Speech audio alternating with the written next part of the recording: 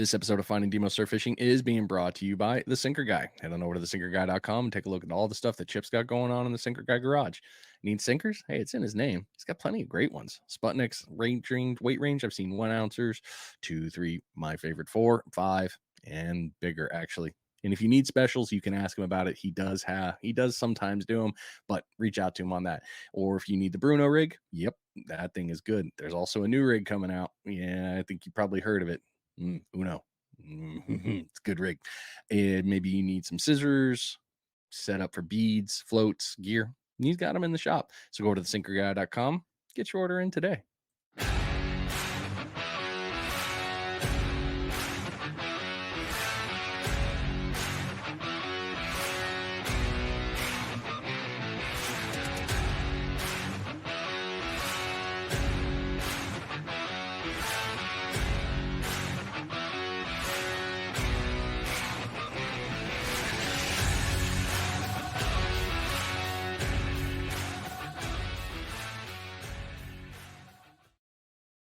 Welcome back to the show, everybody. It's a new week, new episode, and we're having some fun. This week, we're taking the old digital road trip up to Virginia.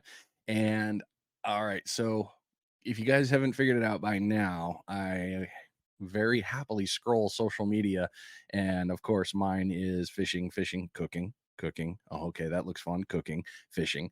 And I've run into several great people along the way. And one of the fun parts is being the guy that will send an email out to somebody that has a fishing thing like, hey, your stuff's really cool. I'd love to talk to you about it on the podcast. A lot of times it goes unanswered, and that's okay. That happens. But there's a few times that it does get answered and it turns into shows like these. So lots of fun this week. Like I said, we're going into Virginia. We're going to be talking with Charles and Mildred. They don't have a channel per se. They do have social media and their stuff. It's so fun to watch. So without further ado, me just flapping here. Let's get in. Welcome to the show, guys. Thank you so much for agreeing to come on and be tortured. I appreciate it. Yeah, thanks for having us. Thank Good you to for be having here. us. Yeah, good.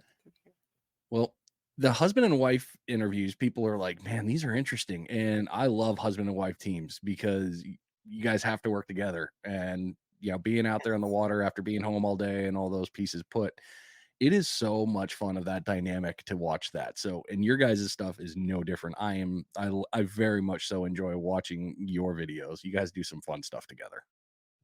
Yeah, we have a lot of fun. It's we always said it's kept our marriage strong because we always have, like you said, after being home all day, working all day, it gives us that release. And you're just like when you're fishing with your buddies, you're gonna have a good time. You're gonna laugh and joke around, and we do the same thing. So when we go out fishing, we're buddies out there. Yes. Yeah, you guys definitely have a good communicative, good relationship when your videos. I don't see the one where it's like, yep, next one of them's gonna get caught in the cast net and thrown down. I mean, you guys really do work well We gotta together. work together. Yeah. Yes, Yeah. we have to. All right. So you all are in Virginia. It's in I'm gonna butcher it. Chincoteague, I think it is. Chincoteague. Chincoteague. Okay. So you've got the entire Chesapeake Bay at your disposal, and you've got the Atlantic Ocean right there down the road, just a little hop, skip, and a jump, not far. So you've got a lot of great fishing opportunities for you both. Yeah, Jumping. we have the best of both worlds. Okay, so I'm going to jump ahead on a question here that's not in here because you brought it up. So, for those of you that have never been to the Chesapeake Bay in Virginia, in that area, the bay itself is a monster. It is not this tiny little thing. It is huge, and there are very long bridges for that reason. However, because I'm asking you this, what kind of species have you caught in the Chesapeake Bay? There's red drum, black drum, cobia, striped bass, Mhm. Spanish mackerel, bluefish. Red drum is ultimately our favorite fish, so we love to go to the bayside and do overnight trips down at the Bay Bridge Tunnel, or even all the way up here at Sax's. So there's a lot of really nice fish out there. Good flounder fishing. Once you get up close to the bridge, you get a lot more stuff like the sheep's head around the bridges, triggerfish, spade fish. So the Chesapeake Bay never ceases to amaze. So there you go, people. It's not just like itty bitty fishing; it's super fishing, and then you got the whole shoreline there. You can still play into the same one before the bend, whether it's the northern portion, even rocking down from the Delaware side and Maryland pieces. Uh, you've got so much availability, and there's such a great fishery. I'm so glad that you brought that up of what fish are there because I think a lot of people sleep on Virginia and Maryland and Delaware and the Bay. I really do that have never been. I agree. I always said right here in the Mid Atlantic, Eastern Shore, Virginia area, we are in a sweet spot of seasonal fish migrations. So we get the red drum when they're at their biggest, we get the black drum when they're at their biggest, and we get the striped bass when they're at their biggest. So we are right in that sweet spot, as I like to say. Mildred, you seem to peek up there. What out of all those species, it seemed like the striper was the one that got you happy there. What's your favorite? It actually is red drum.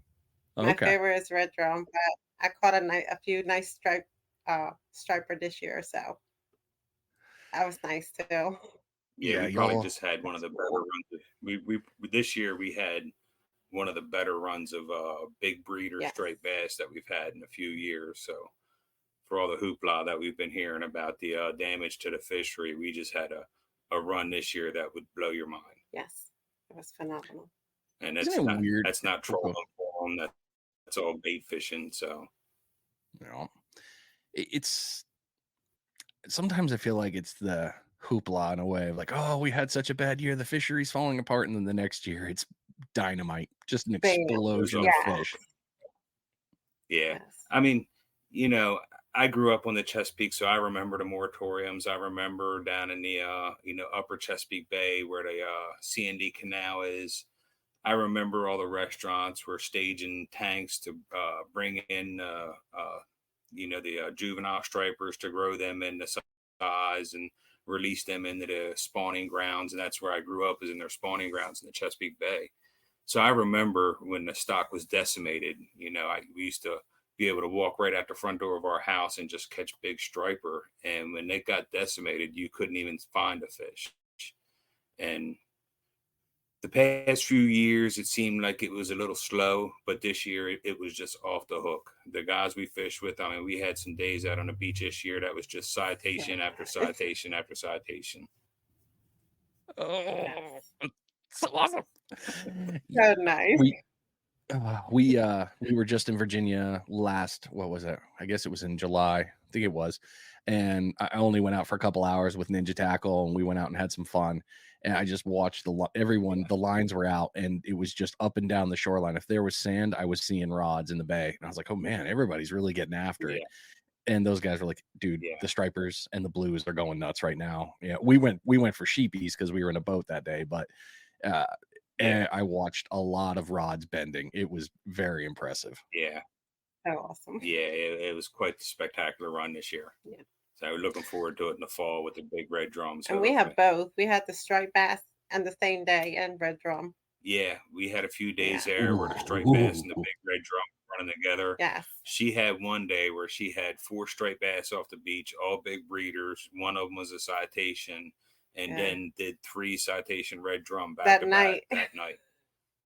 Yeah, that was Oh on my the God. same day. So that's very Talk about an awesome day. Yeah.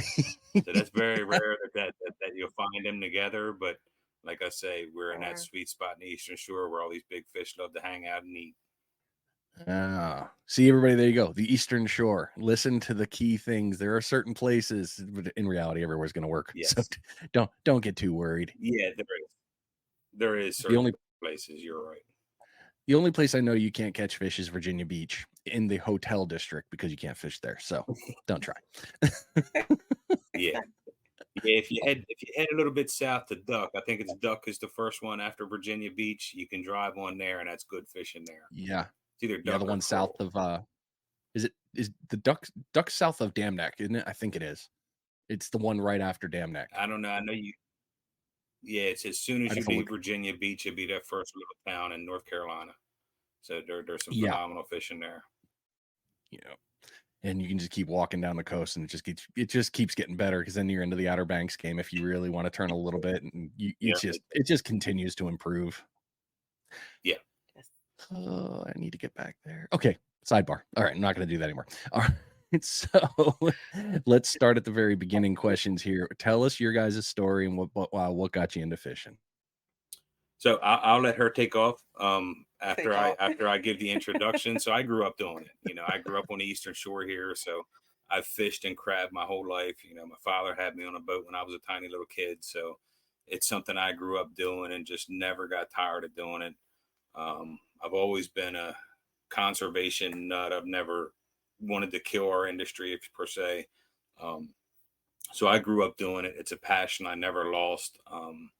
The more I learned, the more I loved it. The more fish I caught, the more I loved it. It's just there's nothing boring about it. Then when I met her, the world just took off for me. I had a partner that wanted to come in and experience what I experienced, and it's just no looking back. And now it's all with her, and that's what I love to do. Yeah, he got me on the boat and took me flounder fishing when we first got together, and I hooked up a flounder, and that was it. Mm-hmm. And ever since then, which is every weekend, we were fishing. Yeah.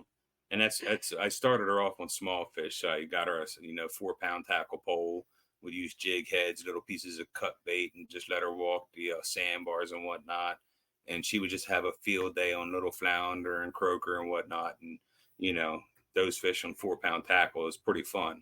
And that's how she started, and she just progressed from there into bigger and bigger fish. And now she's caught fish that I could only dream of. Yeah. Boy, did he regret that. No regrets, not even a little. See that's the thing No, right there. That's the thing, you guys. You how many married couples do we all know? And this isn't a mental health show or anything like that, but I mean, how many couples do we know that won't do things together like that? And you guys have found it and are working it together and are having a blast in doing so. no. Yeah, I always said it's the best thing I did was put the fishing pole in her hand. I grew up doing it. I caught a lot of great fish, and when we met, I wanted her to love the same way I loved it. And the only way you're gonna love it is if you can actually do it. So I took the pole out of my hand, put it in her hand, and transferred my knowledge, and she took right to it like a fish in water. And she learned it. She learned how to tie her own rigs and cut her own bait and throw a cast net and do everything. And now she's a local legend. Perfect. Okay, so being up there, what type of fishing do you all like to do now? Surf fishing. Surf fishing. We love our boat. We love going on the boat, but we can't wait for spring and fall surf fishing. That's Yes. our times. Make it that one easy, didn't you? All right. What is your favorite thing about fishing? For me, it's the tranquility, the sounds, the nature. There's nothing better. We could spend 20 hours on the beach in a weekend looking for those big fish and not catch a thing. But we got to see the most beautiful sunrises, the most beautiful sunsets, the moon at night, the stars. When we see Starlink flying by, we just see we always say we get to see the most beautiful things. Yes. And for me, it's the competitive too side of it. I'm always chasing now that personal best and Hmm. And learning and just learning the water, just being out there. and we compete with each other. We keep Yes. count of our big fish throughout the Yes. year. We compete with each other to see who has the most at the end of the year. So it's a competition for us. He's up Got 3 this year. I have to Ooh. work. So when does your That's guys a see do rarity. you do calendar year to calendar year sort of deal, or do you do a season to season? How do you do it? So we do a spring. So we work off of migrations. Your fish usually come in the same time every spring and roll out the same time every spring. We have certain dates, tides we like to follow that coincide with sun ups, sundowns. So it's not necessarily a specific date. We wait for certain water temperatures, like on the beach here. If I can get 50-degree water temperature, 55-degree water temperature, I'm starting to soak bait. And then you the fishery that's around you. So we have the whole Chesapeake Bay side over there. So we know when those fish have swam past the beach and entered the bay, to start their spawn. and we know when they're coming back out of the bay to swim back up the beach, so we can kind of target that by knowing what we know on the bay side. So it's not in the spring, the fish aren't always there. They're swimming past us to go spawn, and then they're going to turn around and swim back. So it's really important to know year after year what those times are. For us, that first 3 weeks of March is a good time to start your black drum fishing, and you'll stay on black drum up until mid-April. Mid-April comes around, and you want to start changing your baits up so you can catch black drum or striper. Mid-April through mid-May, you're just on fire with striper, red drum, and black drum. Yes. So, well, you guys jumped ahead on a good answer there. Jeez. But I mean, that piece, right? No, it's good you did, because it shows me, and I think anyone else listening to this and or watching it, it's so important to know your timelines and having notes or going something to go back to and say, hey, look, on this date of last year, this week was hot. The year before it wasn't, but it was this. Yes. Yep.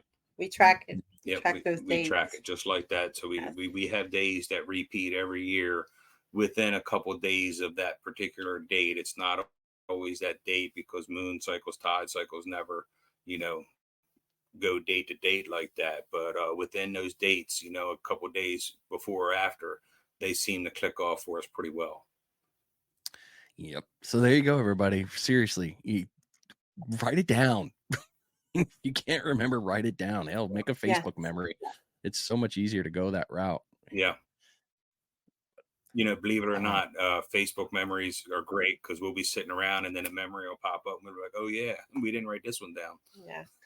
Well, and there's apps too. I have an app that tracks down every time you, like when I catch one, you could upload your picture. It gives you the location where you caught it within the beach, and so I use that app too as well. Which one are you using? Let me look now. The name. That's fine. Have at it. I mean, I for me personally, I'll even use Fish Rules, because they updated the app. I want to say it was a year or two ago, but they updated it where you sign in, you can actually log your species that way, and it'll give you the GPS coordinates and all that, which is kind of cool. But yeah. There's a few to do. Yeah, it's just Fishing Deluxe. That's what the name of the app is. And as soon as I catch that fish and log it in, it gets all the coordinates and everything, and the dates, and I could put notes and track them that way. See the notes. See, if I was a hacker, I wouldn't be going for people's banking information. I'd be going for people's fishing spots. You are not kidding. Yes. What'd you catch when? What were you using? What was the tide? What? Here we go. That's okay. Cool. Got it. Yeah. But you could have all that information, but a lot of the time it's saying, I mean, that's really, you need that information, but it's time. The time you put in. We've gone Fridays and up to Sundays and just fished it up. Came home, shower, turned right back around, and just spent a lot of time to get one nice fish. Or so it's a lot of it. It's being patient. It's fun, just enjoying the time out there. We get a lot of people that come up to us that see us on Facebook or Instagram. Mostly they see her and want to come see her, because she's more out there than I am. But they always ask the same question: how do you do it? And it's like, we put our time in. The first year we started red drum fishing on the surf, she caught a 54-inch red drum. All my life of fishing, I've never caught a fish remotely close to that, right? And that was our first year surf fishing. It took me 8 years to put a big red drum on the beach. So it doesn't just happen. It's a lot of time. It's a lot of heartbreak, a lot of big stingrays and sharks before you can get to that trophy. But once you catch one, you kind of start getting a feel for where you're casting. The better you get at reading the beach, the better you get at knowing your tides. There's a lot to know with these tides, because every high tide's not the same and every low tide's not the same. The rise and the fall is different. So you really need to know your tides, and it's just a matter of learning all that, and then you get progressively better. But like I said, it took me 8 years before I put my first big red on the beach. And Mildred rocks a 50 plus. I mean, come on. I'm still chasing that. Oh my gosh. She would put one on the beach every single year, and I would catch the stingrays. Well, I didn't congratulations on want to catching a leave that unicorn. day. Yes, Hmm. I made them stay that day. The boys were tired sleeping, and I just remember I was not leaving. I wanted a big fish, and it was Hmm. midnight raining, and I got my 54 in. Yeah, it was one of them nasty weather fishes. Yeah. Oh, dude, those are like Cinderella stories for those ones. And it never fails. It's when you're Mhm. out there in the worst conditions that something happens and you're like, that was not planned. It just happened. Yep, those are the best fish too. Those are the best fish. When you get out there with that rough water and that surfing, you try Yeah. and put a big fish like that on the beach, you're really testing your shoulders, arms, back, and tackle. Yeah, that's where your skill really comes into the game, especially with drag manipulation. And I I was just mean, gonna say that, yes. yeah, I'm guilty of it. I love the idea of, "Hey, I'm going to lock this down and you're coming in." Yeah, that's a great way to lock it down and lose the fish. Ugh, Yes. not Yeah, good. well, It is a technique. You're right about that. some of our heavier tackle that we use when we're casting 12 and 14-ounce sinkers, you're out there in 5 to 7 foot, breakers on the surf. You got to use a lot of weight to hold bottom. So we're running poles with 50 to 60 pound braid on them. Then I'm running 80 pound shock leader because the rough water really intensifies how much bigger that fish is, because now you're fighting the draw from the current and everything that's working against you from that rough stormy water. Examples, last 2 weeks ago we did an overnight trip in Aztec, Maryland, and she hooked a butterfly ray that probably went 125, 150 pounds. Took her probably about an hour and a half to Yeah. put that thing on the beach, hooked in the wing. And she was fishing a Penn Slammer 6500 with 60-pound braid on it. And I had that drag so tight where it was literally pulling her down the beach. So you can with the tackle we have today, you can put a lot of weight on these fish with this tackle, but you're going to work for it. Well, like you said, that current is real. I mean, that's a big body of water moving a lot out every 6 hours. So, yeah, you guys aren't joking Yes. about that. What has been one, let's see here. You nailed some good ones. I don't know if you're gonna have a different one for this. Has there been a craziest or favorite catch? I guess for me, the my favorite catch was last year. Was it last year? Last Yeah, year, we yeah. had a northeastern. We had that hurricane that came up. By the time it got to us, Yeah. it was a nor'easter. Yeah, and we went out there. It was us and another couple, and we were sitting up in the dunes, and we were fishing, and I decided to walk. I saw a spot that I like better. It was nice water, a lot of whitewash, so I left them the crew, and I walked probably like 100, For about 100 feet, feet. so down from And us. I set my stuff up there and waited and got caught a really nice 47-inch red drum, and I was just stoked. Now that was one of those days where it was Yeah. blowing 35, 40 mile an hour. The Yes. drive-ons to the beach were closed down. There was Yes. nobody out there because the beaches were washing over literally around your truck. Yes. So where the beach is, you couldn't even stand on the beach. We're standing on top of the dunes fishing. Yes. So when you're casting against the east wind with 12-ounce sinkers, you're lucky if you get 50 yards. I wasn't Yeah. far at all. So where her sinker was landing is where Yeah. sunbathers are usually laying on the beach. Yes, I was using And 12 ounces so and it's yeah. people think when it's rough like that, you're not going to catch nothing, but we've done it time and time again. And last year was just epic because she hooked into that 47-inch red drum, and you got That's a seven nice footers fight. breaking on the Yes. beach, rolling up over the dunes. And And like you said, that's where technique, I had to at that point just calm down and breathe and just let the waves help me bring her in because she was very close and she knew she was close, so she fought me. yeah, the waves can be your Yes. friend. The waves Yes. can be your friend if you're Or your if you're enemy yeah, if if you you're don't doing have a it good right. technique. You said something really great, and we're gonna knock out a bait check real quick, but I want to bring that up because no one else has really brought this point to the podcast, really, I don't think ever. But we're gonna talk about it here in a second. Yep.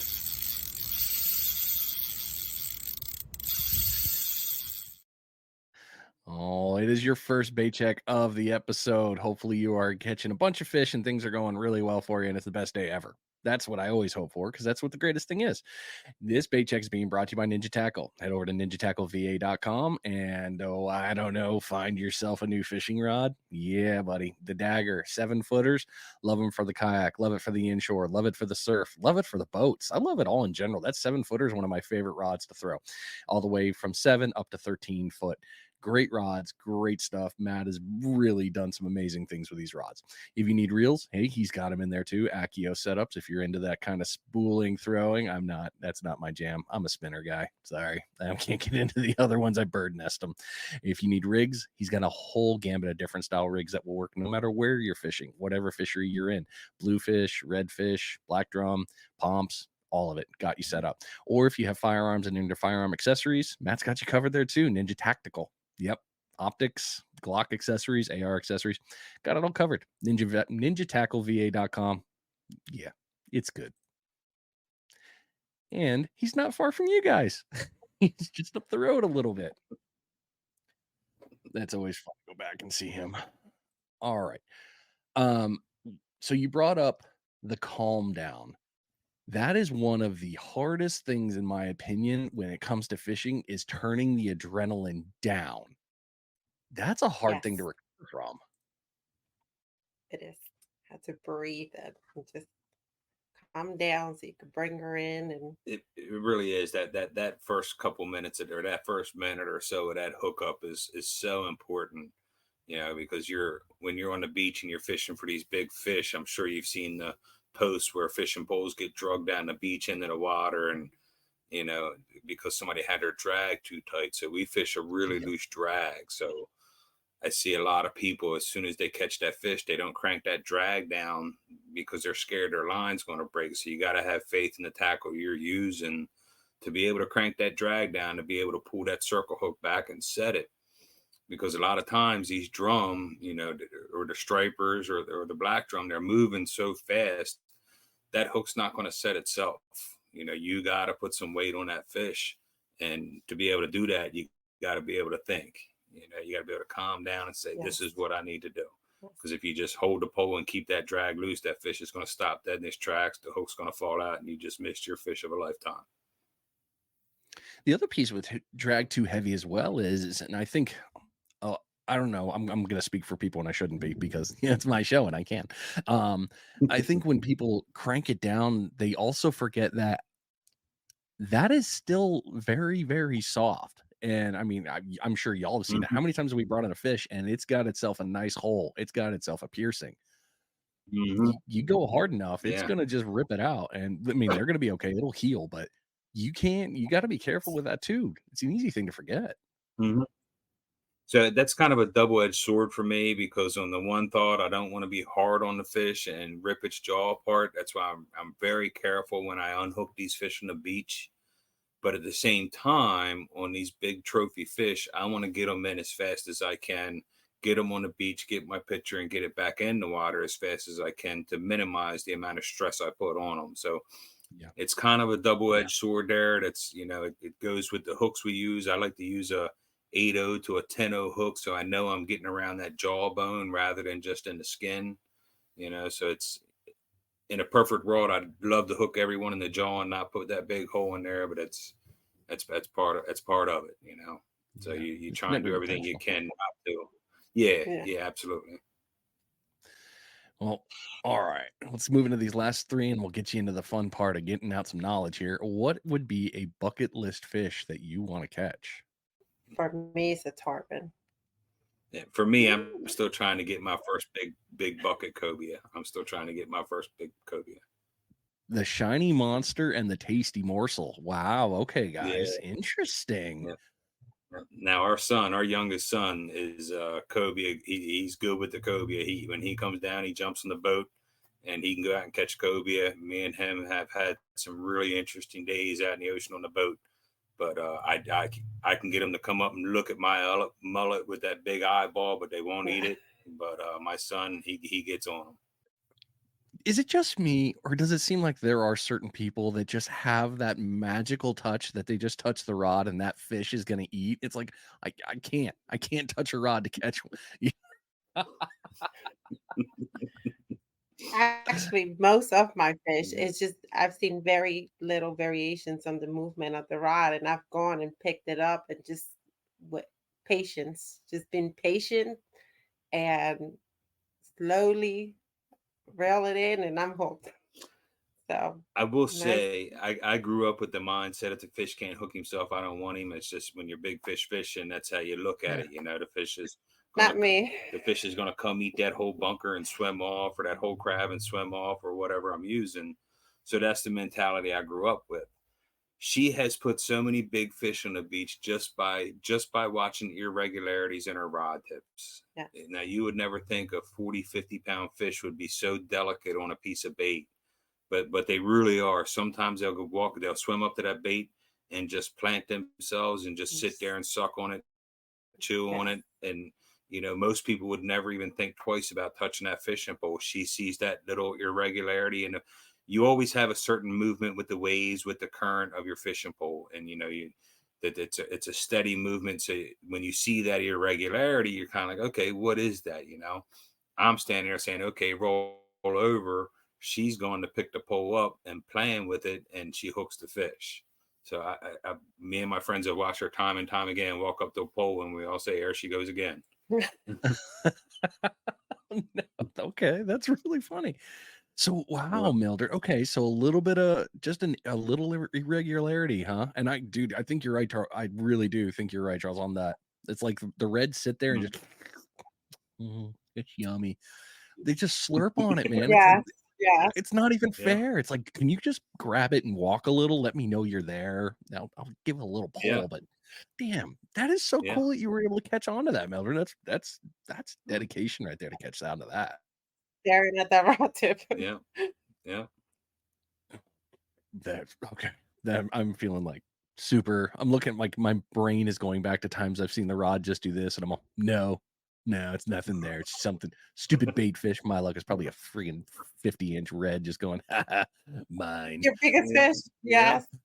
Actually, her big fish, the one we were talking about in the beginning, that 54 Mhm. inch red drum, that was on a night where it was one of our dates. It was October 2nd, 2010, and it was a night where it was raining.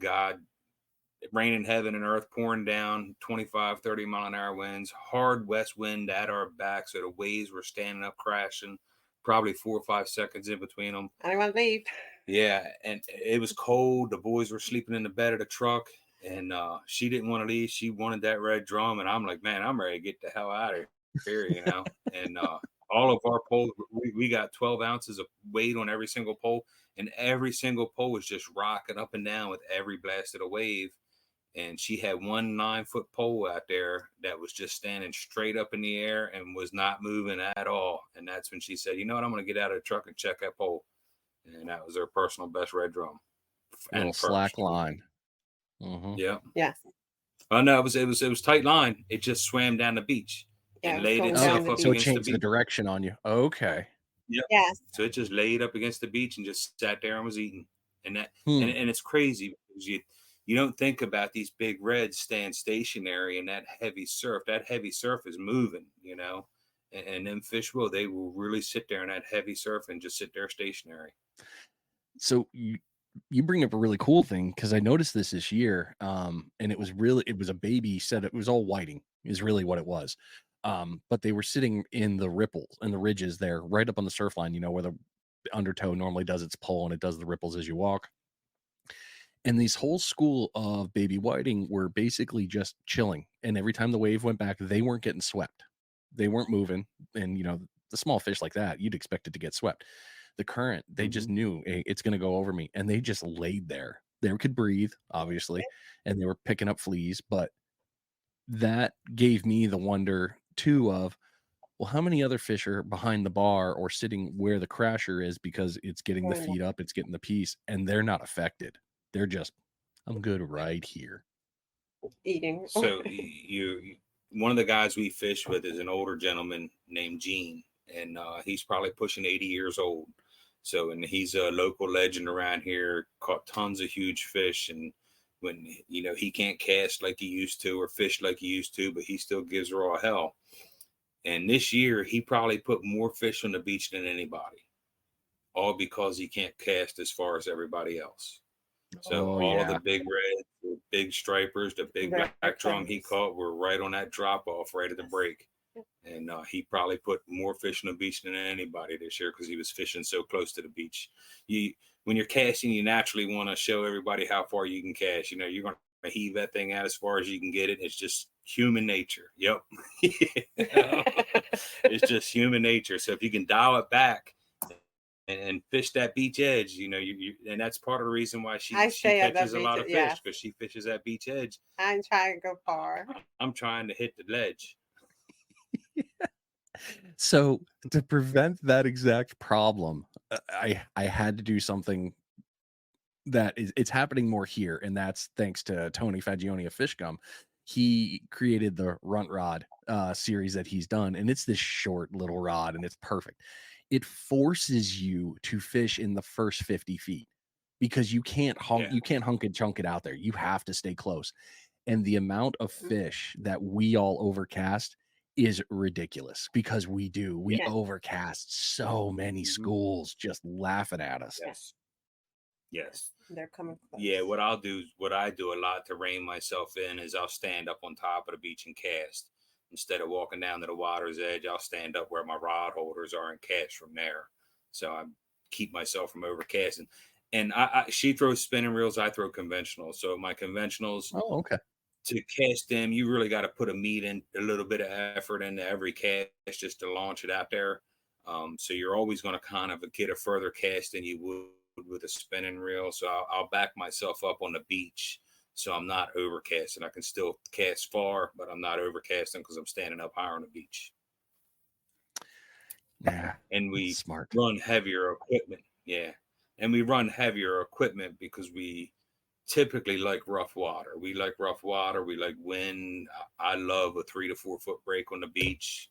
Give me a 20-mile-an-hour wind with plenty of white suds. So Yes. that's what we're fishing. So we're usually running anywhere from 6 to 10 ounces of weight. So, you know, we have to run these bigger rods. Definitely makes sense. And yeah, sounds like you guys like the old stormy stuff. And it works. I mean, you're Oh living yeah, proof it works. yeah, yeah, yeah. I hear nor'easter and I'm like, yeah, let's go fishing. Hey, and more than likely you got the beach to yourself too, which isn't a bad thing. Yes, Yes. yes. It's just us and the other guys that know about it. Well played. Well played. All right. Where would be a dream place that you want to go fish? Go ahead. I can't think of one. I like right here. We're in this sweet spot. We got the Yes. Chesapeake Bay. We got the Eastern Shore. I just can't think of any place I'd rather be. Dude, that's so great, you guys. I love that. I absolutely do. I don't know if you're going to be able to top your earlier parts here, but I'll ask it. What has been your favorite fishing memory? My favorite fishing memory is on our youngest son's 18th birthday. Okay. Said, what do you want to do? And at this time, we were trying to still get him his first cobia. And so we, off our beach here, 5 miles off the beach, we have a place called Blackfish Banks. There's like 140 sunken subway cars out there. So it's just me and him. We go out there, and I always keep two poles rigged for cobia, one with a pink bucktail and one with a bait hook for a live lining. Always go out with fresh spot, live mullet, or live spot.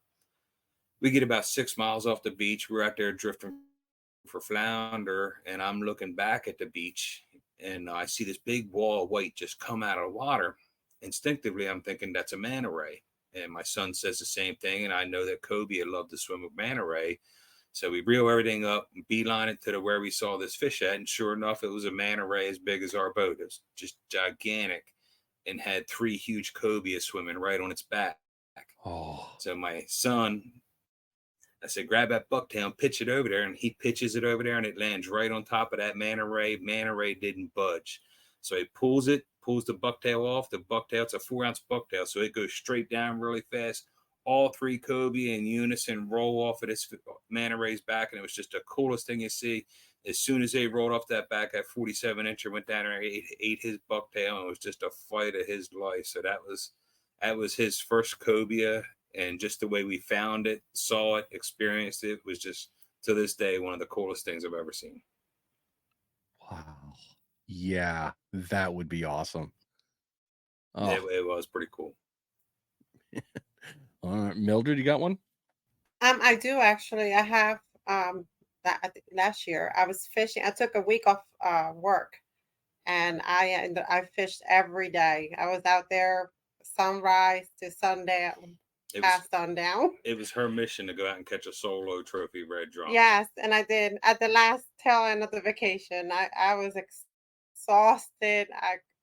I got tired. I was reeling in so many skates and sharks and just fighting through a lot of other fish, and I ended up hooking a nice drum It was a at the end of the camp by it, myself, and it was nice.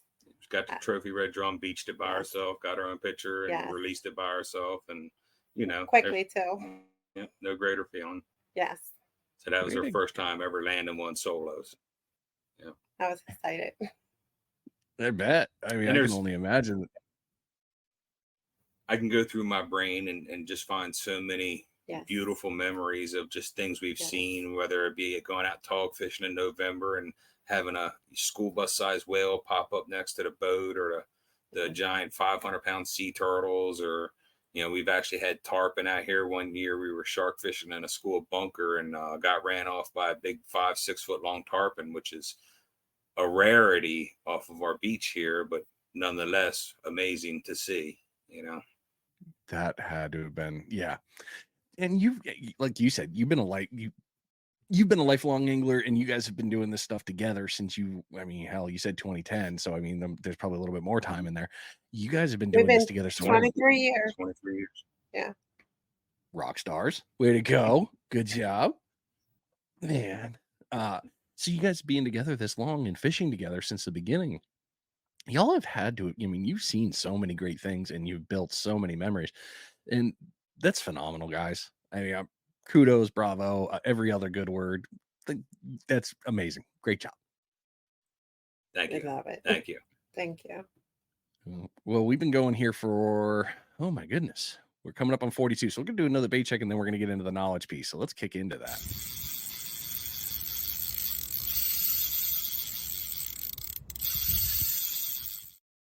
It is your second bait check of the episode. Hopefully, you caught a bunch of fish already, and you're already just listening to this on the way home. You're hanging out. Things are good. This bait check is being brought to you by DS Custom Tackle. Go over to dscustomtackle.com. And if you need to get, I don't know, supplied with floats, yeah, they got you. Rigs? Yep, all day. That's an easy one. Tips, teasers, so many different things on the website, and they are definitely out there increasing more things. They've got Barry's rig. I love it. It's got the sand flea on there that glows in the dark. Not a bad deal. They've got a whole bunch of other cool floats and other pieces that are coming to the site. You need to go look at it because I can't list it all. So many great things. dscustomtackle.com. Lots of good stuff. All right, guys. So we're going into the fishing tips, tricks, and knowledge piece here. So let's get right into it. How do you plan your fishing trips? So like I said, like right now we're preparing for a fall red drum run that usually kicks off mid-September, early September. So right now our water temperatures are running anywhere between, on the beach front, you're probably looking at 70, 75 degrees right now in water temp. I like to see that water temp drop down a little bit. I like to be about 65, 60 degrees in that water temp. I want to see a steady dose of northeast wind coming at us real soon to bring some cooler water down. We get that cooler water down from up north. That'll start triggering these schools of big red drum to start coming into the beach more. So I'm looking for some cooler weather.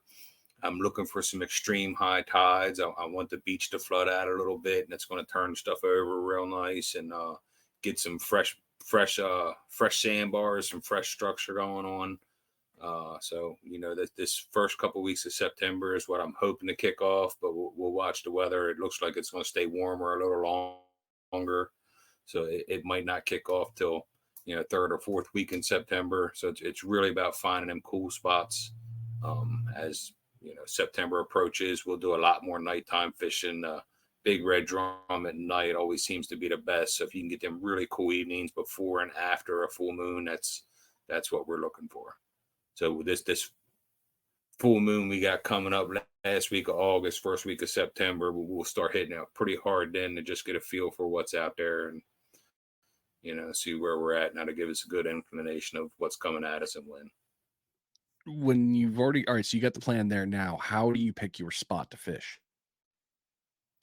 So that goes back to wanting the beach to flood out a little bit. So with this full moon we got coming up to the end of August, beginning of September, what's going to happen is we're going to get 5.5 foot rises in the tide, and that's going to roll over the beach and pull all that sand off of the beach and start creating structure out there.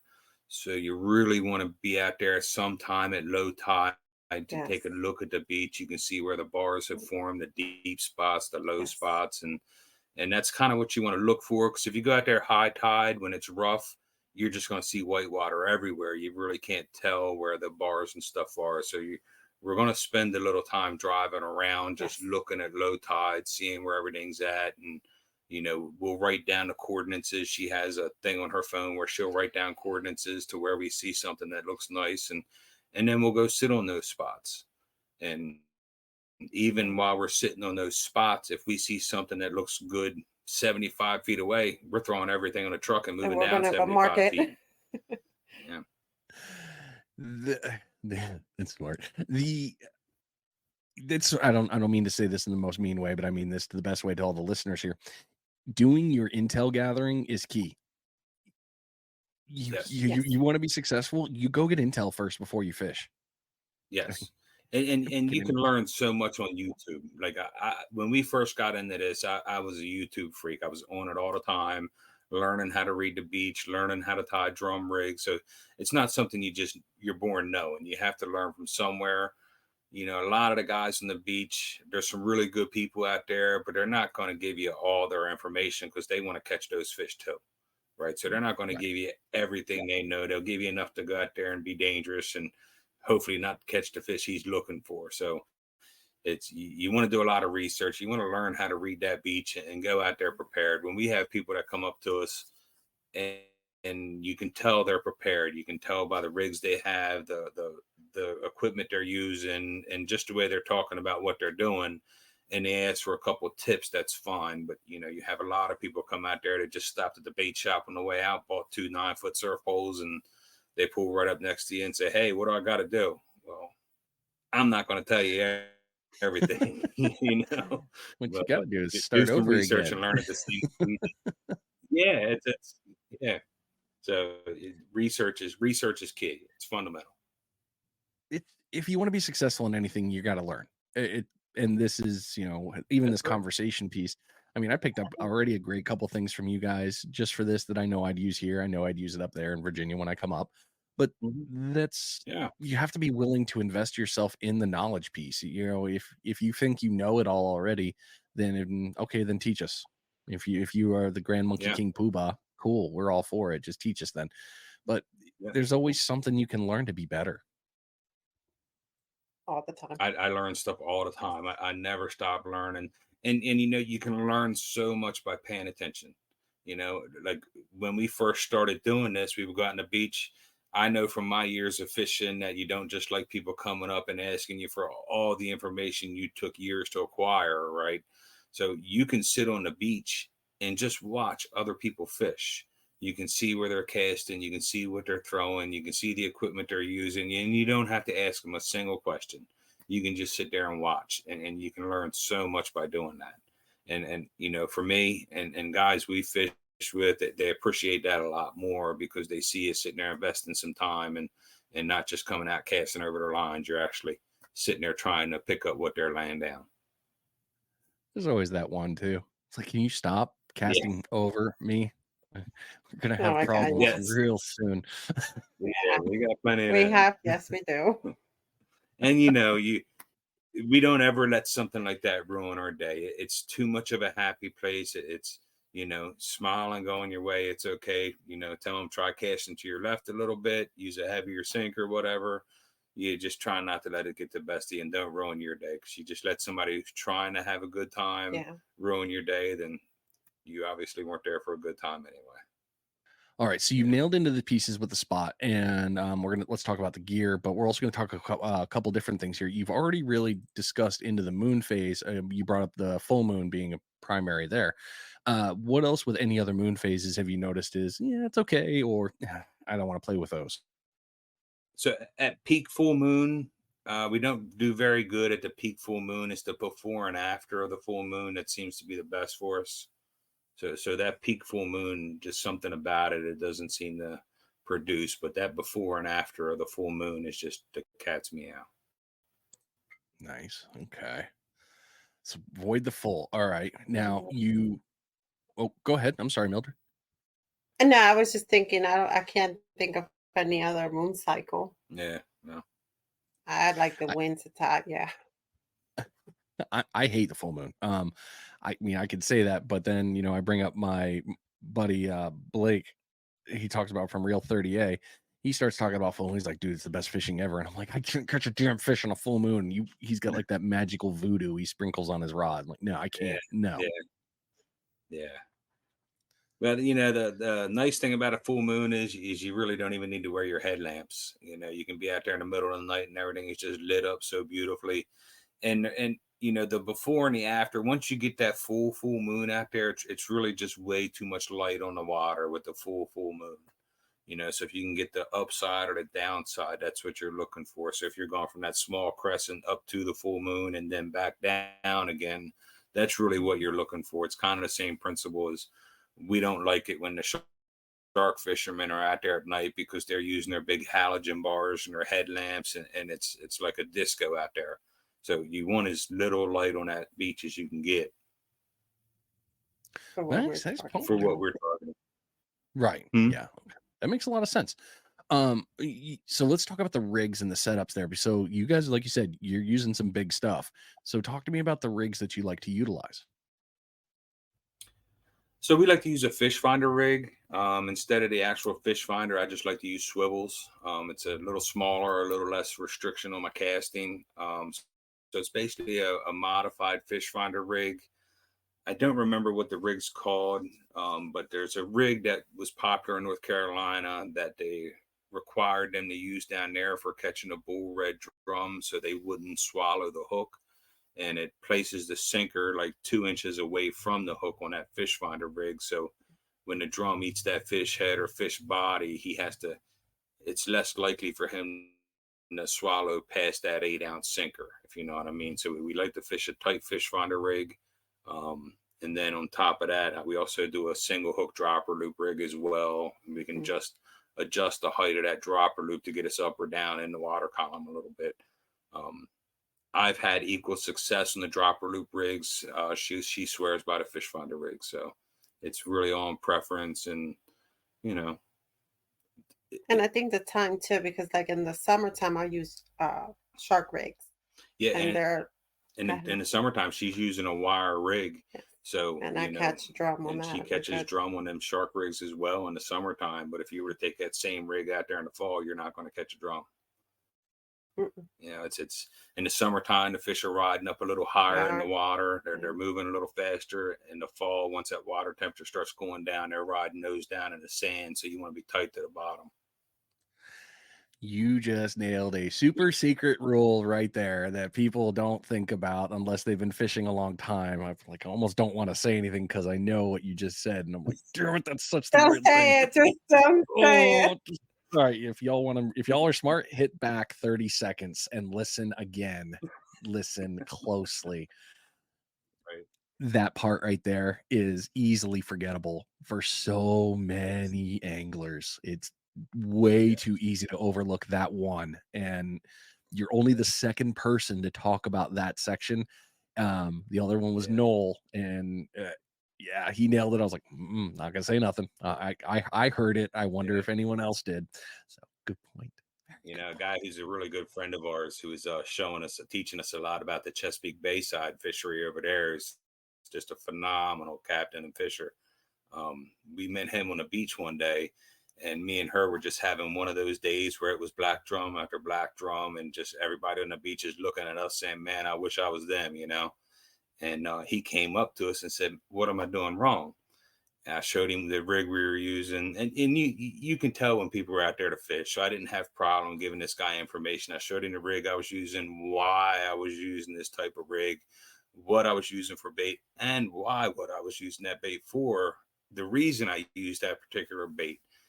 And he took that knowledge, went back to his truck. Me and her went home with our limit of fish, then came back out for the night bite, and he put 7 fish on the beach, 7 big black drum on the beach. So it means a lot. Yeah.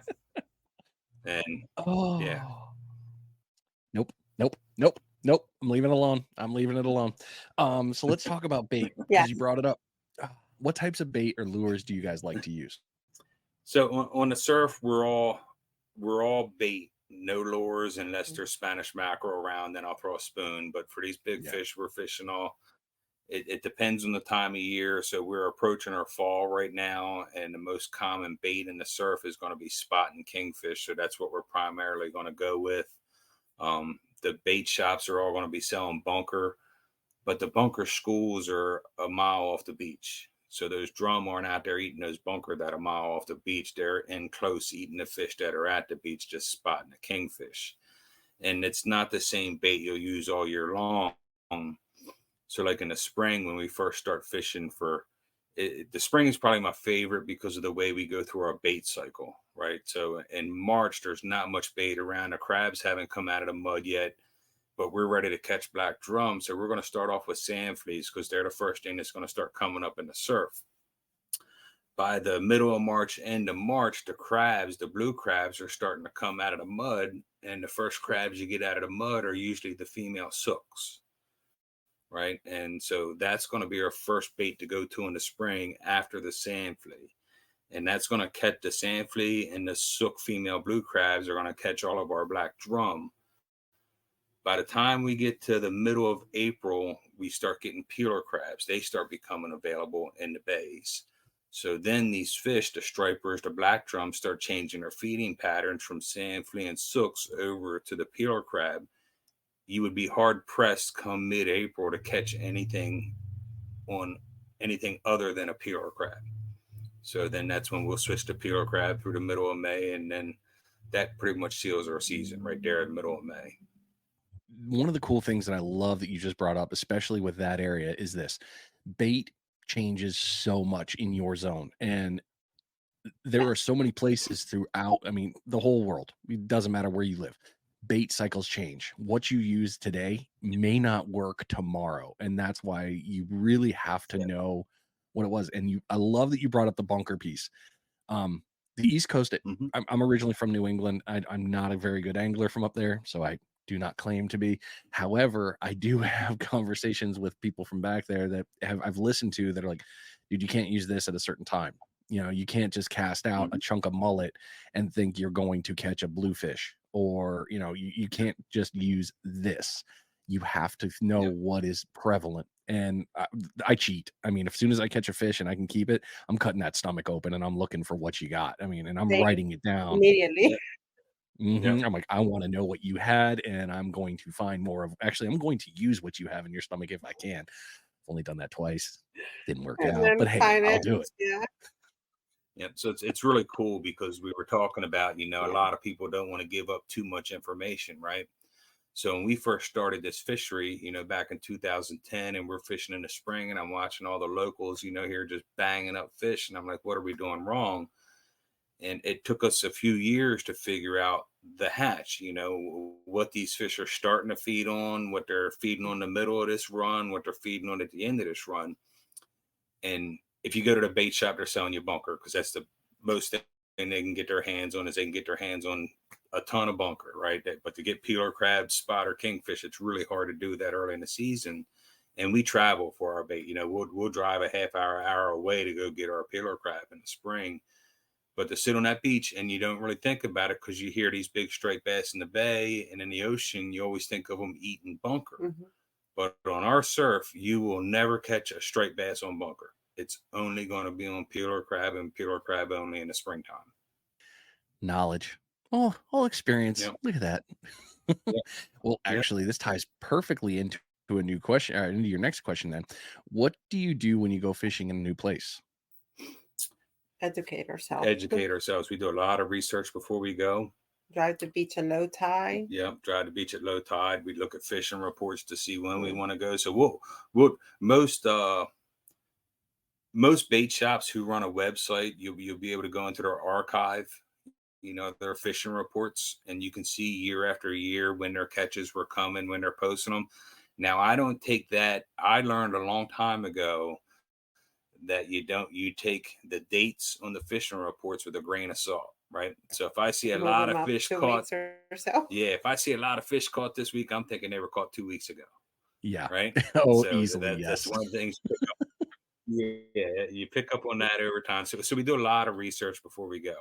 Like 2 years ago, we did our first drum tournament down in the Outer Banks, the NCBBA, and a lot of fun, great tournament. If nobody's ever done it, it's a great tournament.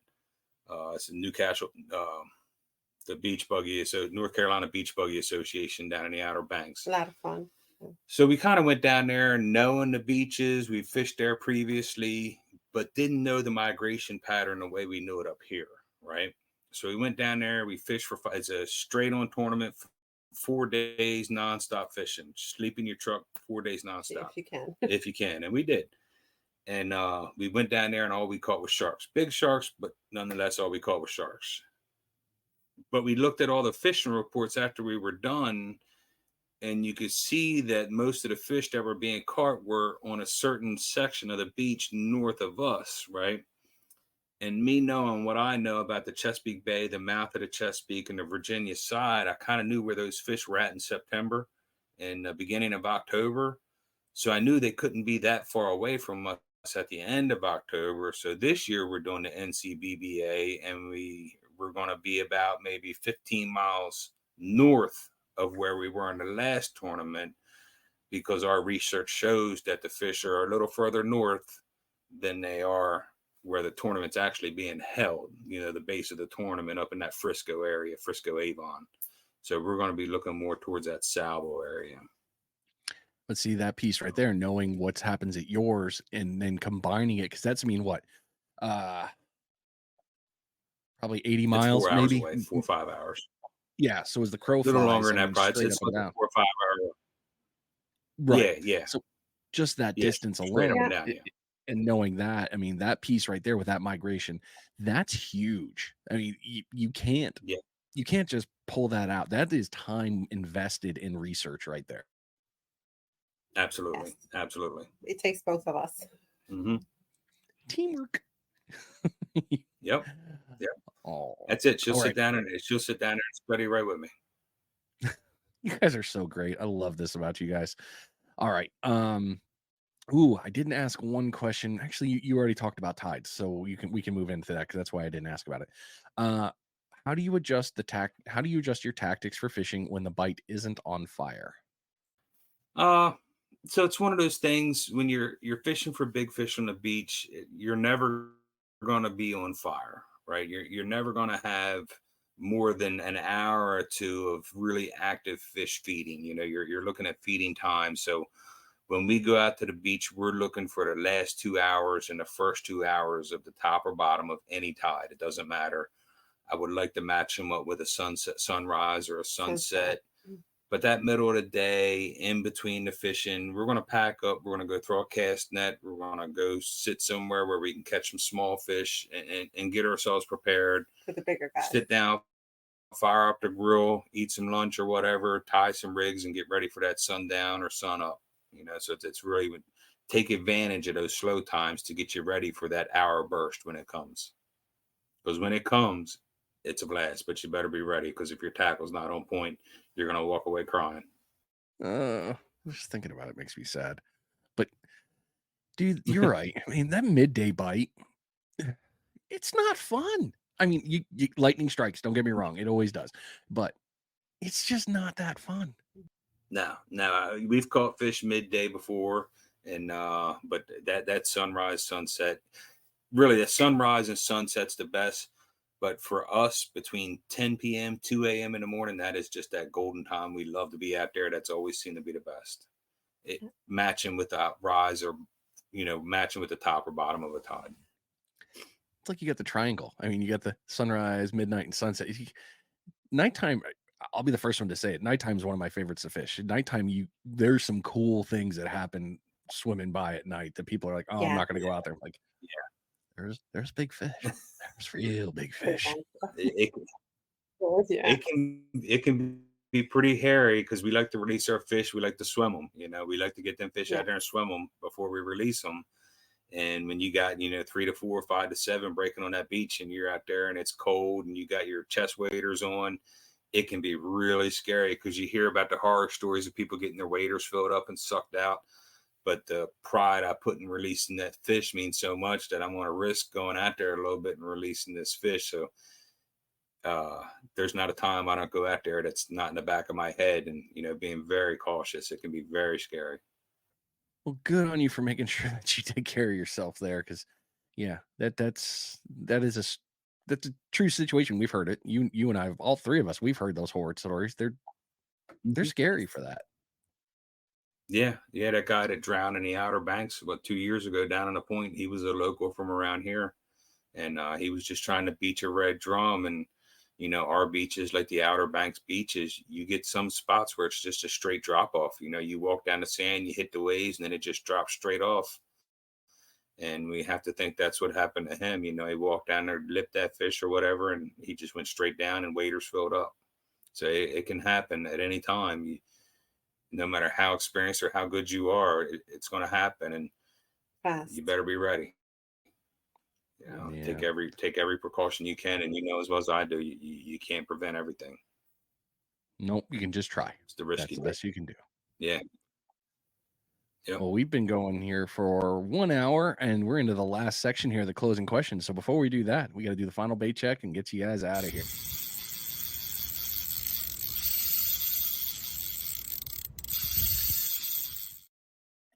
Man, it's been fun so far. I have had a ton of fun. I got a bunch of notes and, a couple mental ones for me.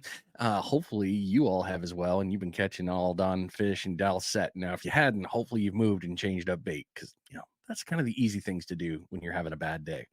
Just change it up a little bit. This final bait check is being brought to you by the Kids Can Fish Foundation. Kidscanfish.net is a great organization getting kids out there fishing and learning and just finally getting out of the house because it's great.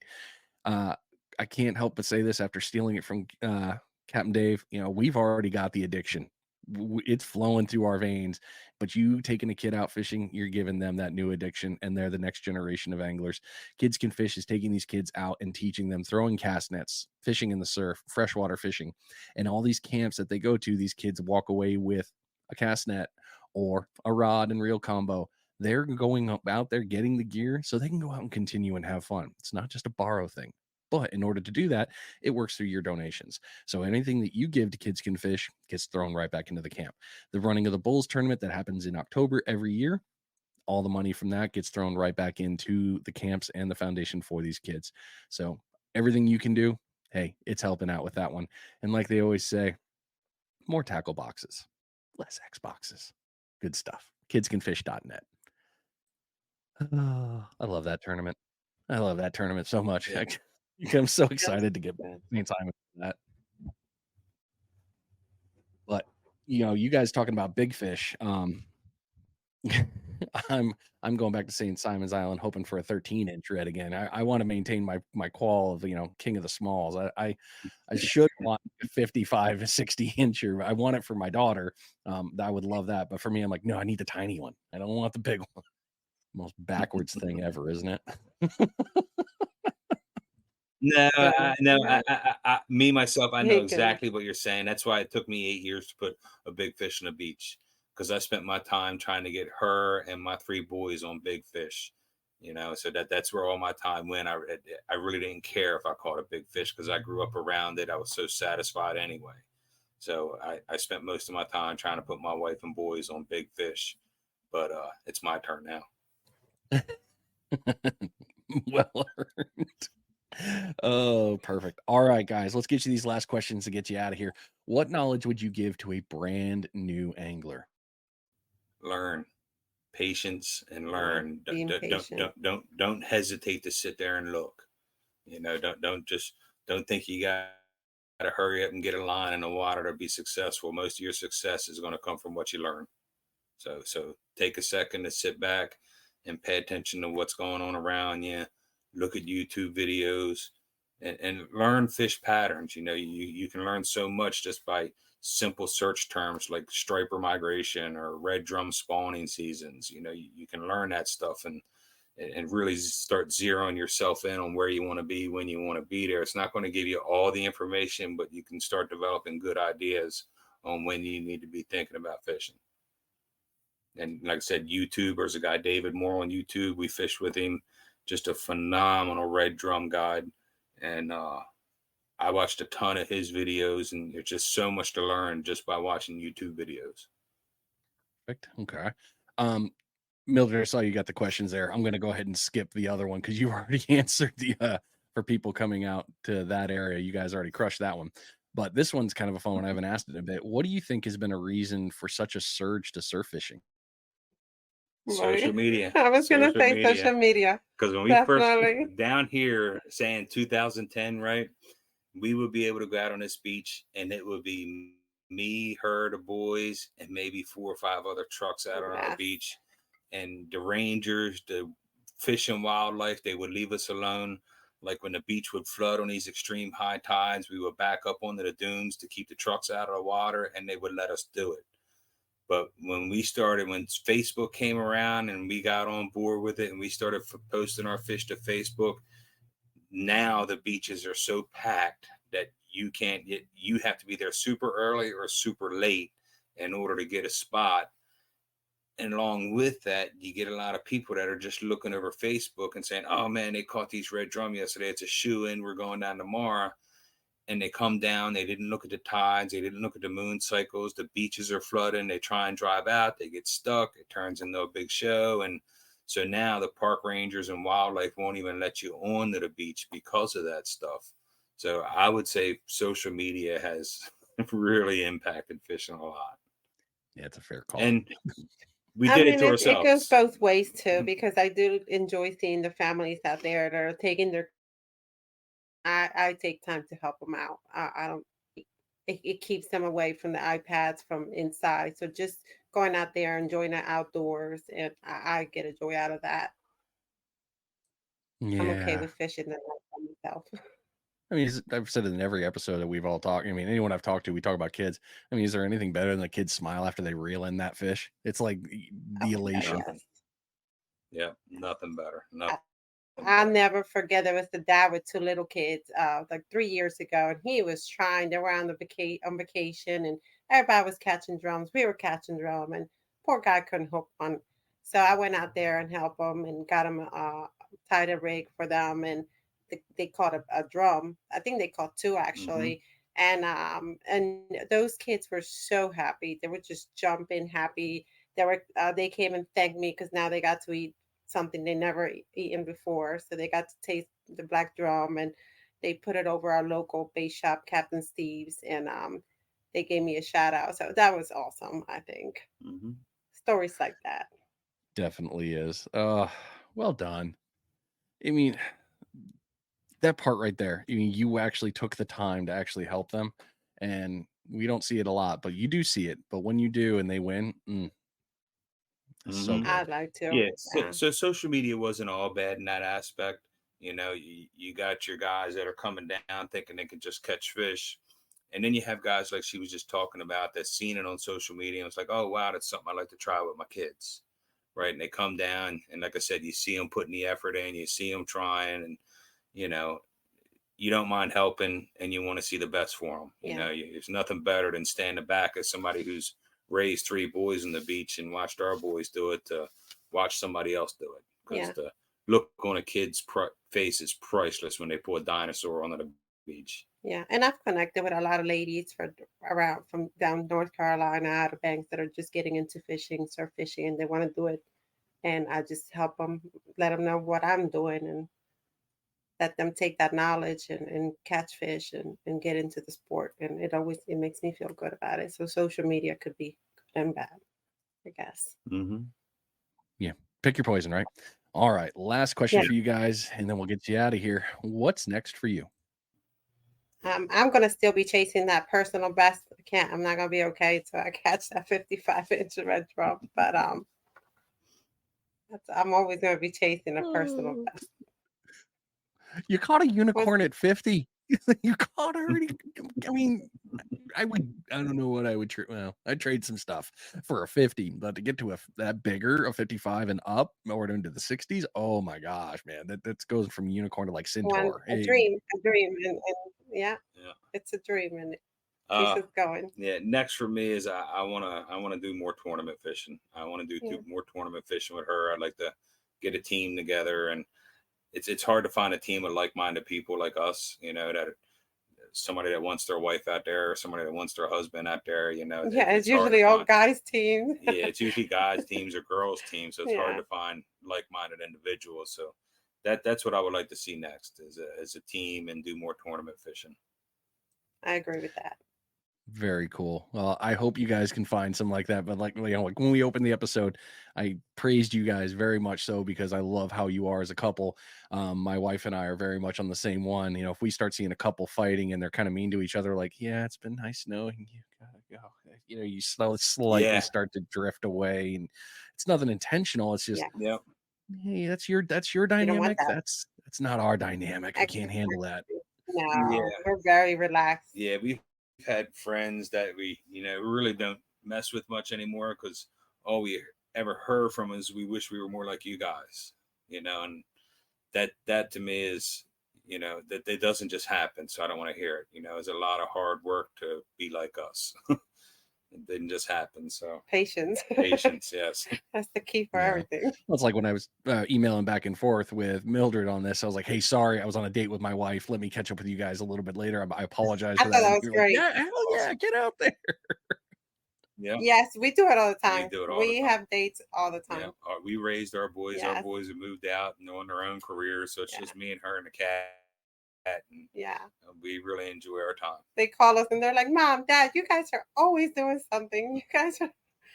Oh, we love it. Because we put our time in with you. We love you, but go away. Yes, yes. Raise Yep. them well. Out. Bye. Yep. Perfect. Well, you guys, thank you so much for being willing to come on the show. Thank you for sharing all this Thank knowledge you. and information, especially that whole thing. Uh, I know you could have said no, but I'm so thankful that you did say yes. And I know I will catch up with you when I get to Virginia. I will find a way. Yeah, I hope Yes, that you guys come we can fish go with fishing us. together because you guys are so much fun. Thank you So for Absolutely. having us. no Absolutely. Great problem. show. We'd love to Yes, have you and your daughter and wife out on the beach. yes.